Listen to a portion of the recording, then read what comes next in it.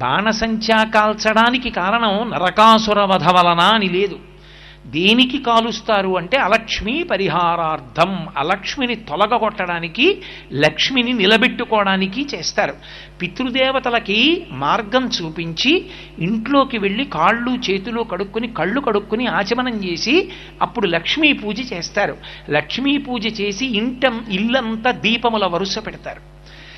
అలక్ష్మి పోవాలి అంటే, అలక్ష్మి పోయి దుఃఖమునకు కారణము శమించాలి అంటే పాపం పోవాలి.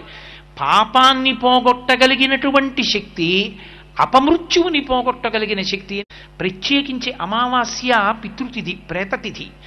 ఆ కాలమునందు యమధర్మరాజు గారి యొక్క ఘోర విశేషమైనటువంటి కార్యాన్ని నిర్వహణ చెయ్యకుండా ఉండాలి అంటే పరదేవత యొక్క అనుగ్రహము ఉత్తరేణి చెట్టు యొక్క వేళ్లలోకి ప్రవేశిస్తుంది.